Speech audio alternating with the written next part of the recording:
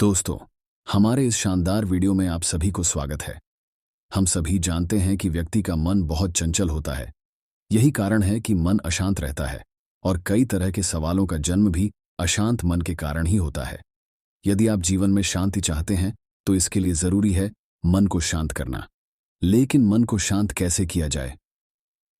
इस प्रेरणादायक कहानी के माध्यम से आप जान सकते हैं कि मन को शांत करने का क्या तरीका है।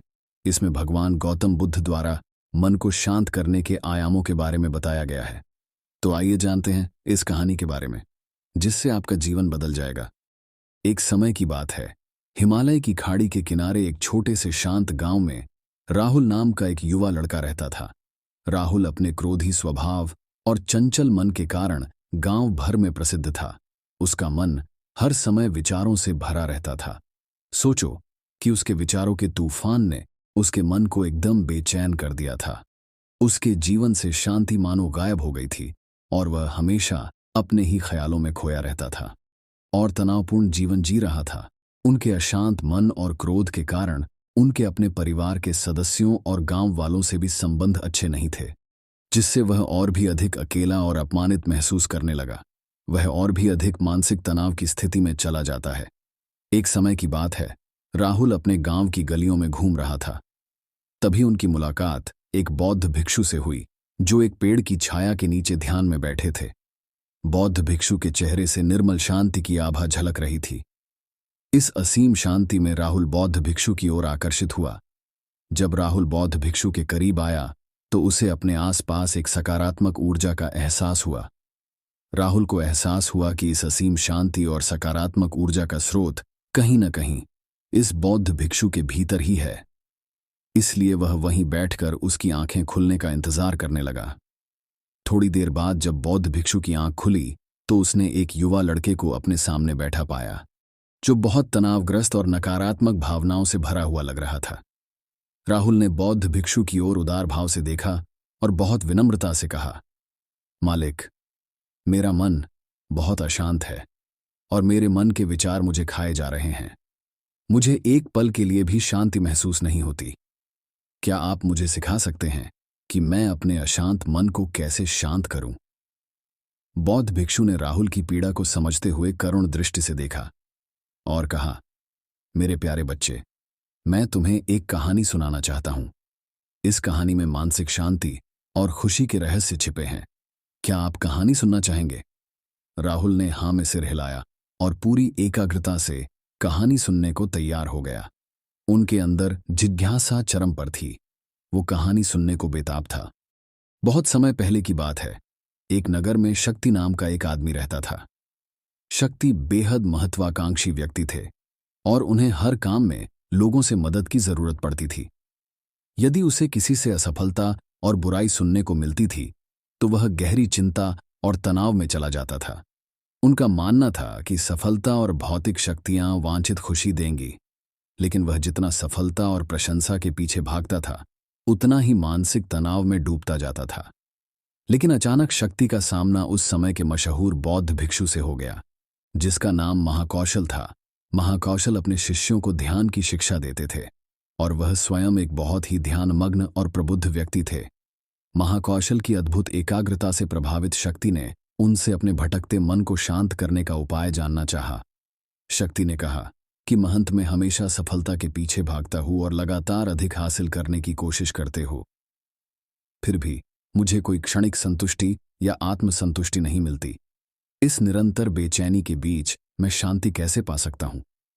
बौद्ध भिक्षु ने करुण दृष्टि से उसकी ओर देखा और उत्तर दिया, आपका मन एक अशांत नदी की तरह है जो हमेशा बहती रहती है। आप कभी भी शांत नहीं रह सकते। इसलिए इस अशांत मन को शांत करने के लिए आपको अपने विचारों को बिना किसी रुकावट के जाने देने की कला सीखनी होगी। शक्ति को आश्चर्य हुआ और उसने पूछा कि मैं अपने विचारों को कैसे जाने दूं? आखिर मैं भी तो अपनी इच्छाओं और महत्वाकांक्षाओं से बंधा हुआ हूं। यह सुनकर बौद्ध भिक्षु मुस्कुरा दिए। बौद्ध भिक्षुक कहा, कल्पना करें कि आपके हाथ में पानी का एक गिलास है। अब आप इसे जितनी देर तक पकड़ कर रखेंगे ये उतना ही भारी होता जाएगा, और अगर आप इसे काफी देर तक पकड़े रहेंगे तो आपके हाथ में दर्द होने लगेगा। लेकिन अगर आप उस पकड़ को ढीला कर दें और छोड़ दें तो आपका बोझ खत्म हो जाएगा। राहुल ने पूरी कहानी और उसका संदेश ध्यानपूर्वक सुना। वह समझ गया कि अपने विचारों और इच्छाओं से चिपके रहने से उसका बोझ बढ़ जाता है और अंदर ही अंदर अशांति पैदा कर देता है। अब राहुल को कहानी का अंत सुनने की उत्सुकता से प्रतीक्षा थी। कहकर बौद्ध भिक्षु ने कहानी जारी रखी। एक बौद्ध भिक्षु की बात मानकर शक्ति ने विचारों को त्यागने का अभ्यास शुरू कर दिया। वह बिना किसी पूर्व निर्णय के अपने विचारों और भावनाओं को आते और जाते देखता था। अब उसने विचारों को पकड़ना बंद कर दिया था। विचार उठते थे और अपने आप चले जाते थे। धीरे धीरे उसे यह एहसास होने लगा कि उसकी इच्छा और भावना ही सभी दुखों का कारण है। जैसे जैसे शक्ति ध्यान में गहरे उतरते गए, उन्होंने पाया कि वर्तमान में जीना ही आंतरिक शांति का एकमात्र स्रोत है। वह खुद को वर्तमान में स्थापित करके अपने मन की निरंतर बकवास से छुटकारा पा सकता था। धीरे धीरे शक्ति का मन एक शांत झील की तरह हो गया, जो बाहरी दुनिया को अपने अंदर प्रतिबिंबित करती है। उन्होंने जीवन की सादगी में संतोष को अधिक महत्व दिया और भौतिक संपत्ति के प्रति अपना लगाव छोड़ दिया। जैसे ही शक्ति में ऐसे बदलाव की खबर लोगों के बीच फैली, दूर दूर से लोग मार्गदर्शन लेने आने लगे। लोगों को विचारों को मुक्त करने की कला सिखाना और उन्हें अपने भीतर शांति खोजने के लिए मार्गदर्शन करना, वह लोगों के बीच शांति और ज्ञान का प्रतीक बन गया। शक्ति और साधु की कहानी समाप्त कर महाकौशल बौद्ध भिक्षु कुछ देर के लिए चुप हो गए, ताकि इस कहानी का अर्थ राहुल के मन में अच्छी तरह बैठ जाए। राहुल ने बौद्ध भिक्षु की ओर देखा तो उनकी आंखों में अब एक नई समझ दिखाई दे रही थी।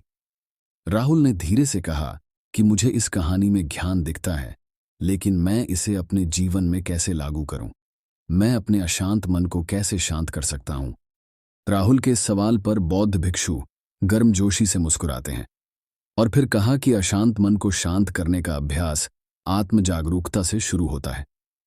अपने भीतर उठने वाले विचारों का निरीक्षण करने के लिए प्रतिदिन कुछ समय निकालें।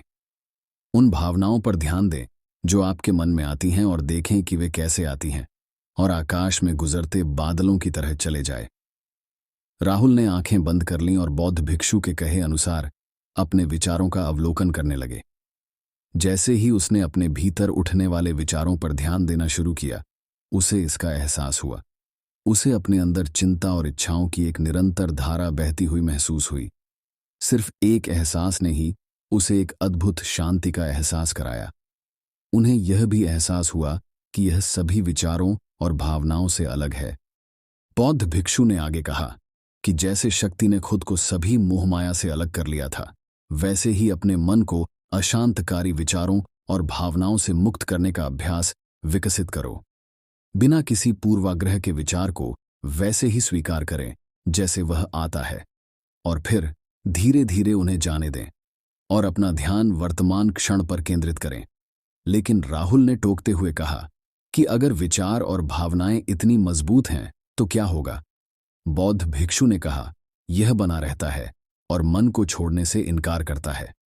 बौद्ध भिक्षु ने राहुल की बात से सहमति जताते हुए सिर हिलाया और कहा, ऐसे कई मौके आएंगे जब आपके मन में सवालों का बवंडर चल रहा होगा। जब आपका दिमाग आपकी बात ही नहीं सुनेगा, तो ऐसे में आपको अपनी सांसों की ताकत पर विश्वास करना होगा। एक बार फिर भिक्षु ने राहुल से कहा, अपनी आंखें बंद करो और अपनी सांसों पर ध्यान केंद्रित करने के लिए अपने पेट को ऊपर उठता हुआ और मथता हुआ महसूस करे। बौद्ध भिक्षु ने बताया कि जब भी आपका मन अशांत हो तो तुरंत अपनी सांसों पर लौट आएं।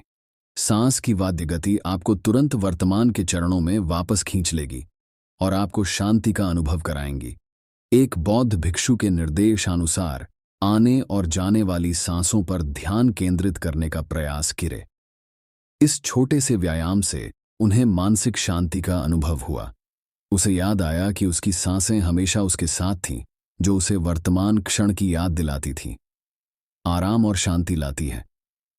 राहुल के इस विकास को देखकर बौद्ध भिक्षु मंद मंद मुस्कुराए और बोले, मेरे प्रिय, बेचैन मन को शांत करना एक ऐसा अभ्यास है जिसमें बहुत प्रयास और दृढ़ इच्छा शक्ति की आवश्यकता होती है।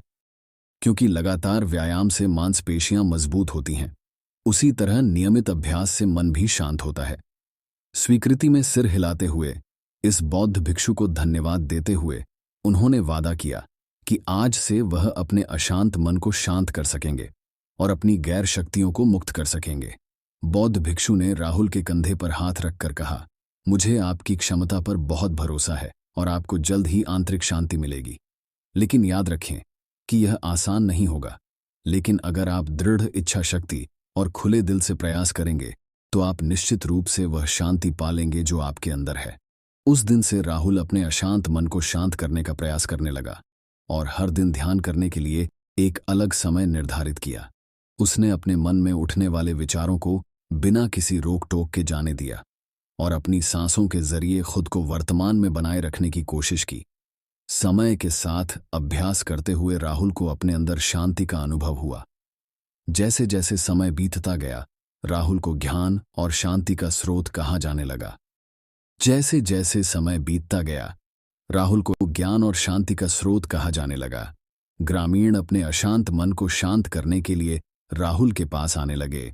बौद्ध भिक्षुओं के शिक्षक दूसरों की मदद करते समय आत्म जागरूकता की शक्ति साझा करते हैं। बौद्ध भिक्षु आंतरिक शांति पाने की शिक्षा देते हैं। इसके साथ ही उन्होंने अपनी सांसों पर ध्यान देने और अपने विचारों को मुक्त करने की कला भी सिखाई। ऐसे निवासियों का विकास हुआ और उन्हें मन की अमूल्य शांति मिली। बौद्ध भिक्षु की शिक्षाओं और राहुल द्वारा संचालित अभ्यास के माध्यम से विचारों को त्यागने और वर्तमान में जीने की कला दूर दूर तक फैल गई। उन्होंने कई लोगों की जिंदगी बदल दी और जैसे जैसे समय बीतता गया, उनकी जिंदगी और भी बदलती गई। राहुल का शांत प्रभाव उसके गांव की सीमाओं से परे तक फैला हुआ था। आसपास के गांवों और शहरों से लोग राहुल के परिवर्तन की कहानी सुनते थे, उनसे सलाह लेने आते हैं। मन के बोझ तले दबे लोगों के लिए राहुल आशा की किरण बन गया। राहुल की शिक्षाएं केवल ध्यान और प्रवचन तक ही सीमित नहीं थीं, बल्कि वह रोजमर्रा के काम जागरूकता के साथ करने पर ज्यादा जोर देते थे। वह लोगों को अपनी भावनाओं के प्रति जागरूक रहने की याद दिलाते थे।